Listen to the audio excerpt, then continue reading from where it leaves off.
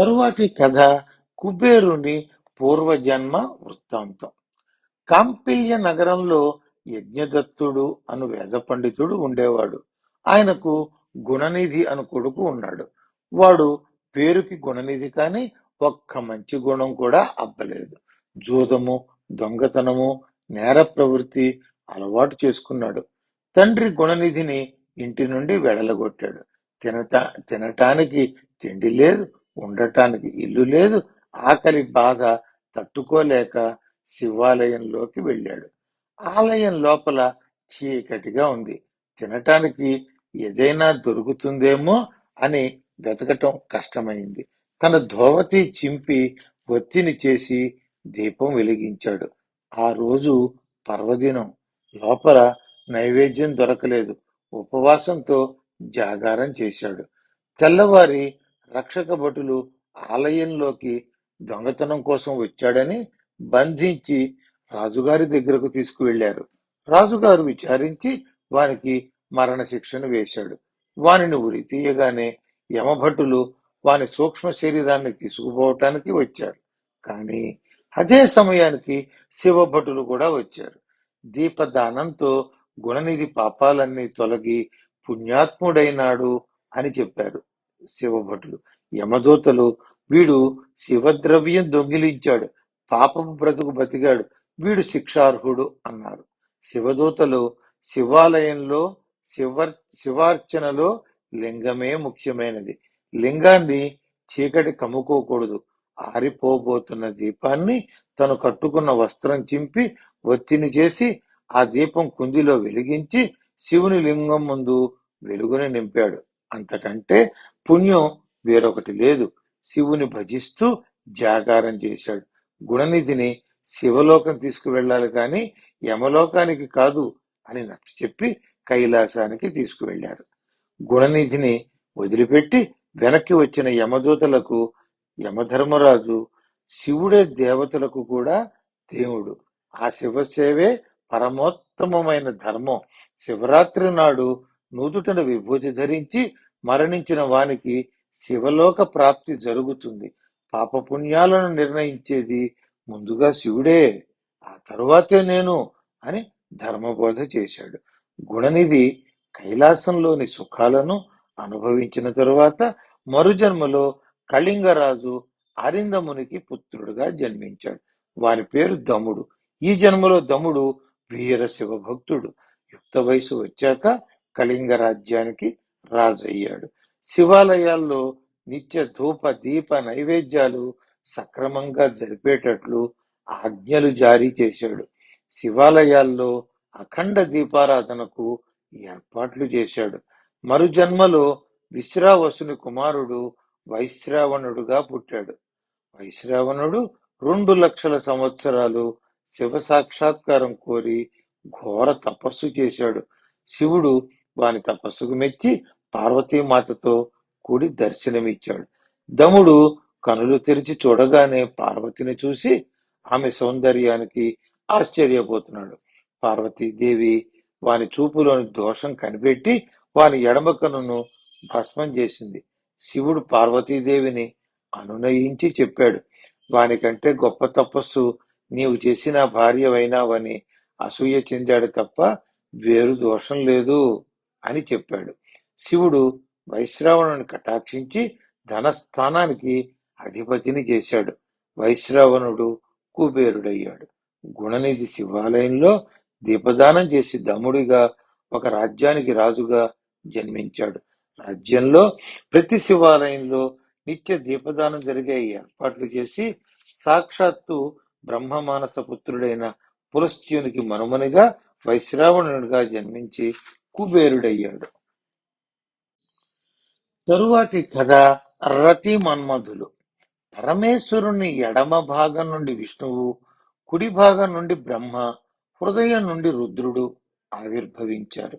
సదాశివుడు త్రిమూర్తులుగా అవతరించాడు. బ్రహ్మ సృష్టి, విష్ణువు స్థితి, శివుడు రుద్రుడు లయను చేస్తున్నారు. బ్రహ్మదేవుడు శివానుగ్రహంతో తాను చేస్తున్న సృష్టికి సంతృష్టి చెందాడు. మనస్సు ఆనందంగా ఉంది. ఆ ఆనంద హృదయం నుండి మహా సౌందర్యవతి అయిన సంధ్య జనించింది. బ్రహ్మదేవుని మనస్సు నుండి ఒక సుందరాకారుడు జన్మించాడు. వాని చిరునవ్వుకు వెన్నెల కురిసిందా అన్నట్లుంది. విశ్వకర్మ మనస్సు పెట్టి మలచిన పురుష రూపానికి ప్రాణం వచ్చినదా అన్నట్లున్నాడు. వాని మేని సుగంధ పరిమళ భరితమై ఉంది. వాని అందం సౌందర్యం పురుషులకే మోహం కలిగించేటట్లుంది. ఆ యువకుడు బ్రహ్మ ఎదురుగా నిలిచి, నన్నెందుకు సృష్టించావు? నా వలన కాగల కార్యమేమిటి? ఆజ్ఞాపించు అని భక్తితో అడిగాడు. బ్రహ్మదేవుడు వానికి 5 పుష్పబాణాలు ఇచ్చాడు. నీ సుందరాకారంతోనే జగత్తును మోహింపచేయగలవు. అవసరమైన చోట ఈ బాణాలు ప్రయోగించి స్త్రీ పురుషులను మోహపరిచి సృష్టి కార్యానికి ప్రవర్తకుడివి కావాలి. ముల్లోకాలలో నీ బాణాలకు లొంగని వారుండరు అన్నాడు. దక్ష ప్రజాపతి, మరీచి మొదలైన వారందరూ బ్రహ్మ మనస్సులో నుండి జనించిన ఆ మోహనాకారును చూసి తన్మయత్వంతో మోహంలోకి వెళ్ళారు. దక్ష ప్రజాపతి, మమ్మల్ని సైతం మోహంలో పడవేసిన వాడవు కాబట్టి నీవు మన్మధుడిగా ప్రసిద్ధి చెందుతావు అని ఆ సుందరాకారుడికి నామకరణం చేశాడు.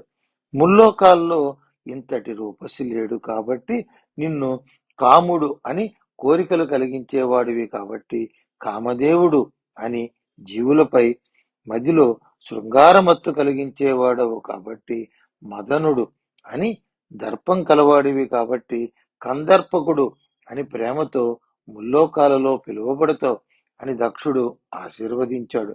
దక్ష ప్రజాపతి శరీరం నుండి జనించిన స్వేదం నుండి పుట్టిన అతిలోక సౌందర్య రాశికి రతి అని పేరు పెట్టి మన్మధునికిచ్చి వివాహం చేశాడు. ఆ రతి మన్మధులు శృంగార కెడిలో ఆనందించారు. తరువాతి కథ సంధ్యాదేవి. బ్రహ్మదేవుని హృదయం నుండి జన్మించిన సంధ్యాదేవి అపురూప సౌందర్యవతి, గొప్ప తపస్విని. ఒకసారి ఆమె మనసులో శృంగార భావాలు మిదిలాయి. కామ వికారం కలిగింది. తన వంటి తపస్వినికే ఆ రకం భావాలు వస్తే సామాన్యుల పరిస్థితి ఏమిటి అని ఆలోచించింది. యుక్త వయస్సు వచ్చేదాకా ఎవరికి కామ వికారాలు కలగకుండా కట్టడి చేసింది. తన శాసనం చివరిదాకా అమలు కావాలంటే అందుకు తగ్గ తపస్సు చేయాలని, ఆ తపస్సు పూర్తయిన తరువాత చనువు చాలించాలని భావించింది. చంద్రభాగ అనే ఉత్తమ పర్వతం మీద తపస్సు ప్రారంభించింది. బ్రహ్మదేవుడు వశిష్ఠుని పిలిచి, సంధ్యకు తపస్సు చేయాలనే కోరిక తప్ప తపమాచరించే విధానం తెలియదు. నీవు వెళ్ళి ఆమెకు తపస్సు చేసే విధి విధానాలను నేర్పి రమ్మనమని పంపాడు. వశిష్ఠుడు ఒక బ్రహ్మచారి రూపంలో సంధ్యను చేరాడు. చంద్రభాగ పర్వతం మీద మానస సరోవరం వంటి మహిమాన్విత దేవ సరోవరం ఉంది. ఆ సరోవర తీరంలో సంధ్య తపస్సు ప్రారంభించింది. వశిష్ఠుడు ఆమెను పలుకరించి ఆమె వివరాలు తెలుపమని కోరాడు. సంధ్య లేచి వశిష్ఠునికి అతిథి మర్యాదలు చేసింది. తాను బ్రహ్మదేవుని కుమార్తెనని, సంధ్యనని పరిచయం చేసుకుంది. తపస్సు చేయాలనే సంకల్పంతో వచ్చాను, కాని నియమ నిబంధనలు తెలియవు, ఉపదేశం చేయమని కోరింది. వశిష్ఠుడు సంధ్యాదేవికి పంచాక్షరి మంత్రం ఉపదేశించాడు. మంత్రం మౌనంగా జపించమన్నాడు. ముందుగా పరమేశ్వరుని ప్రార్థించి ప్రారంభించమని చెప్పాడు. మౌనంగా స్నానం చేయాలి. పూజ మౌనంగా చేయాలి. ప్రతిరోజు 16 గంటల పాటు తపస్సు చేయాలి. 4 గంటల తర్వాత మరల 8 గంటల తర్వాత తపస్సు ఆపి నీరు త్రాగాలి. 16 గంటలు ఉపవాసం ఉండాలి. ఇలా చేసే మౌన తపస్సు బ్రహ్మదీక్షకు కలిగే ఫలితం లభిస్తుంది, శివదర్శనం లభిస్తుంది అని వశిష్ఠుడు ఉపదేశించాడు. సంధ్యాదేవి శ్రద్ధగా 4 యుగాల పాటు తపస్సు చేసింది. శివుడు ప్రత్యక్షమయ్యాడు. సంధ్య భక్తి ప్రపత్తులతో శివస్తుతి చేసింది. శివుడు ప్రసన్నుడై ఏమి వరము కావాలో కోరుకోమన్నాడు. సంధ్యాదేవి భక్తితో జీవులకు పుట్టుకతోనే కామవాంఛలు కలగకూడదని, ఆమెపై తన భర్త తప్ప ఇతరులెవరైనా కామదృష్టితో చూస్తే వారు నపుంసకులైపోవాలి అని కోరింది. శివుడు అంగీకరించి ప్రతి ప్రాణికి బాల్య, కౌమార, యవ్వన, వృద్ధ అను 4 దశలుంటాయి. యవన దశలోకి అడుగుపెట్టిన తరువాతే కామభావాలు పుట్టే కట్టడి చేస్తున్నాను అని వరమిచ్చాడు. నీకు మాత్రం ముల్లోకాల్లో ఎవరికీ లేని ప్రత్యేకత, నీ భర్త కాకుండా పరపురుషుడెవరైనా కామదృష్టితో చూస్తే వాడు వెంటనే పురుషత్వం కోల్పోతాడు. నీవు తపస్సు పూర్తి చేసిన తరువాత ప్రాణం త్యాగం చేస్తానని ప్రతిజ్ఞ తీసుకున్నావు. కాబట్టి ఈ తనువు విడిచిపెట్టు. మేధాతిథి అని గొప్ప ఋషి యజ్ఞం చేస్తున్నాడు. ఆయన ఆశ్రమం ఈ పర్వతానికి ఆవలి వైపు ఉన్నది. నీవు ఎవరికీ కనిపించవు. ఆ యజ్ఞకుండంలోకి ప్రవేశించు. అగ్నిదేవుడు నిన్ను మేధాతిథికి పుత్రికగా అందిస్తాడు. అగ్నిలో ప్రవేశించేటప్పుడు నీవు ఎటువంటి భర్తను కోరుకుంటున్నావో నీ మనసులో నిర్ణయించుకుని ప్రవేశించు. మేధాతిథి జరుపుతున్న జ్యోతిష్టోమం అను యజ్ఞకుండంలో నీ శరీరాన్ని విడిచిపెట్టు అని వరమిచ్చి శివుడు అంతర్ధానమైనాడు. సంధ్య తన మనస్సులో గొప్ప తపస్వి భర్త కావాలని కోరుతూ అగ్ని ప్రవేశం చేసింది. యజ్ఞవాటిక సువాసన భరితమైంది. ఆమె అగ్ని ఆమె శరీరాన్ని కాల్చి సూర్యమండలానికి పంపాడు. సూర్యుడు ఆ యజ్ఞ ఫలాన్ని దేవతలు, పితరులు తృప్తి పొందటానికి 2 భాగాలు చేసి తన రథంలో ప్రతిష్ఠించాడు. ఆమె శరీరంలోని పై భాగం ప్రాతఃసంధ్యగా, క్రింది భాగం సాయం సంధ్యగా మారిపోయాయి. ప్రాతఃసంధ్య దేవతలను, సాయం సంధ్య పితరులను ఆనందింపజేస్తుంది. పరమేశ్వరుడు మేధాతిథి యజ్ఞ పరిసమాప్తి సమయంలో స్వర్ణకాంతులీనే శరీరంతో మేధాతిథికి సంధ్యాదేవిని పుత్రికగా అనుగ్రహించాడు. మేధాతిథి ఆ లభించిన పుత్రికను పరమేశ్వర ప్రసాదంగా భావించి అరుంధతి అని నామకరణం చేశాడు. బ్రహ్మదేవుడు విష్ణువును, పరమేశ్వరుని తీసుకుని వశిష్ఠునికి అరుంధతిని ఇచ్చి వివాహం జరిపించాడు. త్రిమూర్తులు వారి చేతుల మీదుగా విడిచిపెట్టిన జలం సిప్ర మొదలైన నదులుగా పారి భరతఖండం సస్యశ్యామలమైంది. యుగ యుగాలకు పతివ్రత శిరోమణిగా విరాజిల్లుతోంది. అరుంధతి వశిష్ఠులకు 100 మంది కుమారులు పుట్టారు. తరువాతి కథ సతీదేవి జననం. ఒకానొక కాలంలో బ్రహ్మదేవునికి మోహం కలిగింది. బ్రహ్మ మోహంలో పడటం చూసి శివుడు హక్కున నవ్వాడు. బ్రహ్మ చిన్నబుచ్చుకున్నాడు. శివునికి కూడా మోహం కలుగచేయాలని ఆలోచించాడు. దక్షుని ఇంటికి వెళ్ళాడు. తన పుత్రులందరినీ పిలిపించాడు. రతి మన్మధులను రప్పించాడు. మన్మధునితో శివుని మోహింపజేయమని చెప్పాడు.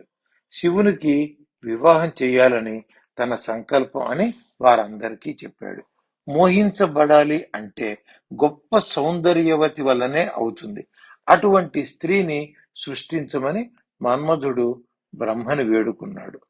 బ్రహ్మ ఉచ్ఛ్వాస నుండి సుగంధ పరిమళాలు వెదజల్లే శరీరం కలవాడు సుకుమారుడు అయిన వసంతుడు పుట్టాడు. మన్మధుడు, వసంతుడు ఎంత ప్రయత్నించినా శివుణ్ణి చెలించలేకపోయారు. బ్రహ్మ చేసిన ప్రయత్నాలన్నీ వీగిపోయాయి. చివరికి బ్రహ్మ విష్ణువుని ప్రార్థించాడు. శివునికి వివాహం చేయాలన్న తన సంకల్పం నెరవేరే వరం ప్రసాదించమన్నాడు. విష్ణువు నేరుగా పరమేశ్వరుని ధ్యానించమని సూచించాడు. పురుష రూపంలో శివ, ఆయన శక్తి స్త్రీ రూపంలో శివ. శివానీని కూడా ధ్యానించు. ఆమె సగుణ రూపం ధరించి జన్మించటానికి అంగీకరిస్తే ఆమెను వివాహం చేసుకోగలిగిన వాడు శివుడే కదా అని బ్రహ్మకి దారి చూపించాడు. బ్రహ్మ దక్ష ప్రజాపతిని శివాని కుమార్తెగా పొందేందుకు తపస్సు చేయమని ఆదేశించాడు. దక్షుడు జగన్మాతను ఉద్దేశించి తీవ్ర తపస్సు చేశాడు. శివ మాత ప్రత్యక్షమైంది. దక్షుడు భక్తితో మాతను స్తుతించాడు. బ్రహ్మ విష్ణువులతో పాటు పరమేశ్వరుడు రుద్రుడుగా శరీరధారణ చేశాడు. ఆయనకు పత్నిగా నీవింకా అవతరించలేదు. నీవు నాకు కుమార్తెగా జన్మించి శివుని వివాహమాడి మమ్ము అనుగ్రహించు అని వరం కోరుకున్నాడు. జగన్మాత దక్షుని వేడికోలుకు సంతసించి దక్షునికి కుమార్తెగా పుట్టడానికి అంగీకరించింది. కానీ దానికి ఒక నియమం చెప్పింది. ఏనాడైతే దక్షుని ఇంట తనకి అవమానం జరుగుతుందో ఆ క్షణమే తన శరీరాన్ని విడిచిపెడతాను అని హెచ్చరించింది. దక్షుడు తాను జగన్మాతని భక్తితో చూసుకుంటాను గాని అవమానం ఎందుకు చేస్తాను అనుకుని ఆమె నిబంధనను అంగీకరించాడు. బ్రహ్మదేవుని ఆజ్ఞ మీద దక్షుడు పంచజన ప్రజాపతి కుమార్తె అసిక్నిని వివాహం చేసుకున్నాడు. ఆమె ద్వారా 10,000 కుమారులను కన్నాడు. వారిని నారద మహర్షి తపస్సు చేయమని పంపివేశాడు. మరలా 1000 కుమారులను కన్నాడు. వారిని కూడా నారదుడు తపస్సులుగా మార్చి తపస్సుకు పంపాడు. దక్షునికి నారదునిపై ఆగ్రహం కలిగి త్రిలోక సంచారువై తిరగమని శపించాడు. బ్రహ్మ దక్షుని ఓదార్చి ఈసారి 60 మంది కుమార్తెలు జన్మిస్తారని వరమిచ్చాడు. దక్షునికి శివ మదిలో మెదిలింది. శివ అనుగ్రహించింది. అసిక్ని గర్భంలోకి ప్రవేశించింది. అసిక్ని మాత దివ్య శోభతో వెలిగిపోయింది. దేవతలందరూ అసిక్నిని అభినందించి వెళ్ళారు. జగన్మాత శివ ఒక శుభముహూర్తాన అసిక్ని మాత గర్భం నుండి అవతరించింది. దేవతలు మంగళ వాయిద్యాలు మ్రోగించారు. పూలవాన కురిపించారు. హోమకుండాలలో అగ్ని ప్రజ్వరిల్లింది. దక్షుడు వైదిక కార్యక్రమాలు నిర్వర్తించి ఆ శిశువుకు సతి అని నామకరణం చేశాడు. ఆమెను ఉమాదేవిగా మరియు అనేక పేర్లతో వ్యవహరించారు. సతీదేవి దినదిన ప్రవర్తమానంగా వెలుగొందుతోంది. అందరికీ నమస్కారం. ఈ వీడియో మీకు నచ్చినట్టయితే ఇలాంటి మరిన్ని వీడియోలు చూడాలనుకుంటే మన ఛానల్ని లైక్ చేయండి, సబ్స్క్రైబ్ చేయండి. ధన్యవాదాలు.